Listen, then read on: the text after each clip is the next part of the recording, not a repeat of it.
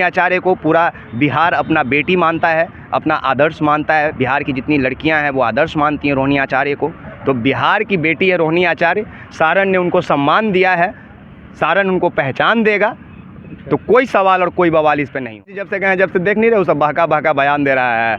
कोई 4,000 पार कर दे रहा है, कोई 40 सीट में 60 सीट हरा दे रहा है। हमको लग रहा है नीतीश कुमार जी अपने पर्सनल कैबिन में उन लोगों को भी साहब के जितने भी समर्थक थे, जितने उनके चाहने वाले थे, वो सभी अब रोहिणी आचार्य के साथ हो चले हैं। क्योंकि सभी को ये पता है कि इस लड़की को धन दौलत का मोह नहीं है। अरे जो इंसान अपने शरीर को नहीं देखा, वो क्या धन दौलत लेके करेगा?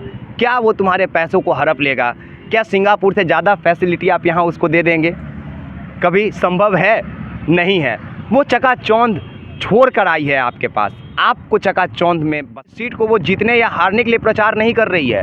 वो सिर्फ जीना चाहती है सारण के लोगों के साथ। वो सारण के लोगों को महसूस कर रही है।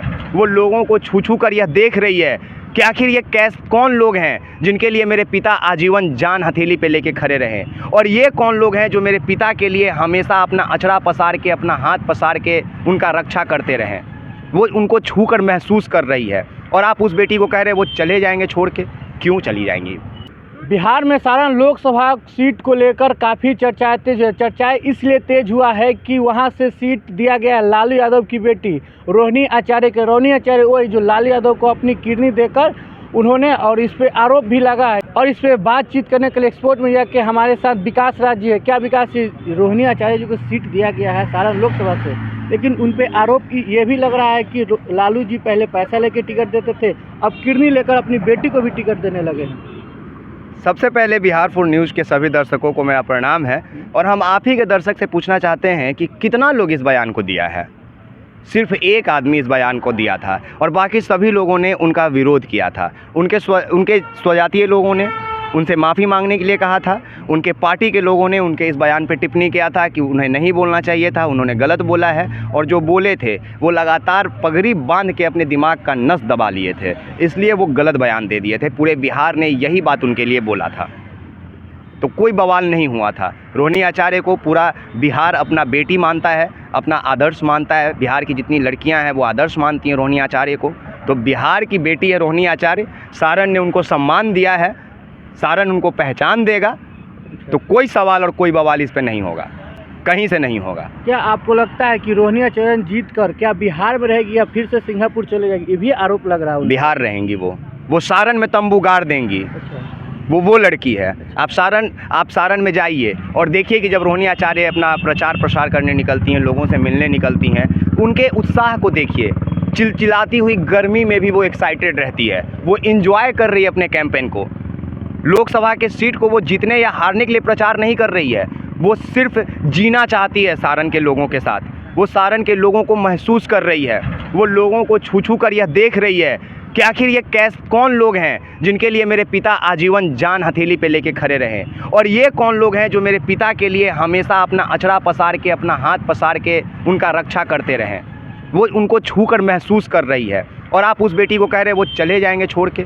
क्यों चली जाएंगी?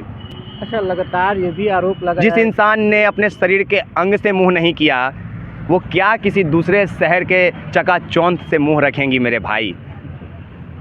अच्छा भैया, लगातार ये भी आरोप लगा है कि सारण लोकसभा से ही लालू यादव के परिवार को ही टिकट क्यों दिया जाता है? अन्य लोग भी हैं यहाँ पे, उनको टिकट क्यों नहीं दिया जाता है? ऐसा नहीं है। सारण जो है वो लालू यादव जी का धरती रहा है। लालू यादव जी अपने खून पसीना से सारण को सींचे हैं।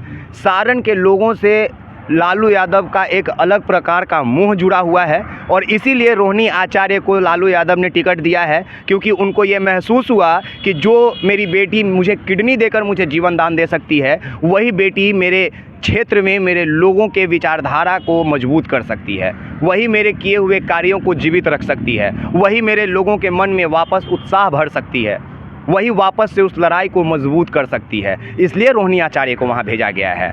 क्योंकि लालू यादव बहुत प्यार करते हैं। सोचिए, जिस सारण से बहुत प्यार करते हैं, वो चाहते तो वहाँ से तेज प्रताप जी को भी भेज सकते थे। ठीक है, नहीं भेजे ना। और भी कई बेटियां हैं उनकी, उनको भेज सकते थे। दामाद हैं, उनको भेज सकते थे। अपने प्यारे लोगों को भेज सकते थे जो उनके अजीज़ हैं। लेकिन कोई भी होते तो पार्टी का सिंबल तो राजद का ही रहता। लेकिन रोहिणी आचार्य को क्यों भेजा गया? क्योंकि लालू यादव उन पर भरोसा जताए हैं।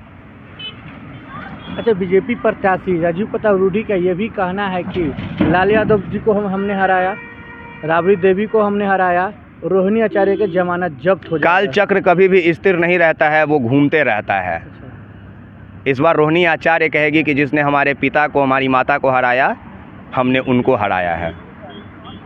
क्या आपको लगता है कि रोहिणी आचार्य और राजीव प्रताप रूडी का जो लड़ाई है वो आमने सामने की तेज होगा या एक दूसरे पे फीका पड़ेगा? सारण की जनता ने स्वीकार कर लिया है रोहिणी को। सारण की जनता ने स्वीकार कर लिया, और मैं सारण की जनता कह रहा हूँ, रूडी साहब के जितने भी समर्थक थे, जितने उनके चाहने वाले थे, वो सभी अब रोहिणी आचार्य के साथ हो चले हैं, क्योंकि सभी को ये पता है कि इस लड़की को धन दौलत का मोह नहीं है। अरे जो इंसान अपने शरीर को नहीं देखा, वो क्या धन दौलत लेके करेगा? क्या वो तुम्हारे पैसों को हड़प लेगा? क्या सिंगापुर से ज़्यादा फैसिलिटी आप यहाँ उसको दे देंगे? कभी संभव है? नहीं है। वो चकाचौंध छोड़ कर आई है आपके पास, आपको चकाचौंध में बसाने के लिए, तो मौका दीजिए ना। ये भी कहा जा रहा है कि इस बार मोदी सरकार की गारंटी 400 के पार होने जा रहा है। किसकी गारंटी? मोदी सरकार की गारंटी। भाई वो सब ऐसी हवाबाजी करते रहता है। नीतीश कुमार जी जब से गए हैं, जब से देख नहीं रहे, वो सब बहका बयान दे रहा है। कोई 4000 पार कर दे रहा है, कोई 40 सीट में 60 सीट हरा दे रहा है। हमको लग रहा है नीतीश कुमार जी अपने पर्सनल कैबिन में उन लोगों को बिठाने लगे हैं, और धुआं का असर हो गया है।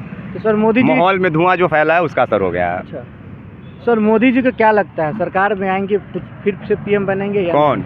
मोदी बन जाएगा दोस्त, अच्छा, बन जाएंगे। उम्मीद है? कन्फर्म उम्मीद नहीं है, यकीन है कि बन जाएंगे।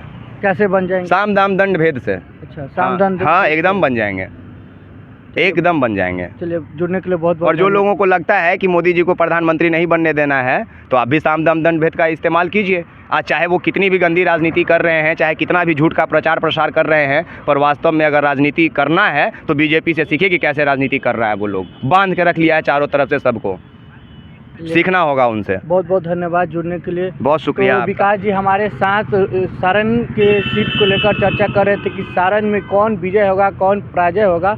ये तमाम वीडियो से आप क्या समझते हैं, अपना राय कमेंट बॉक्स में छोड़ के जाए। धन्यवाद।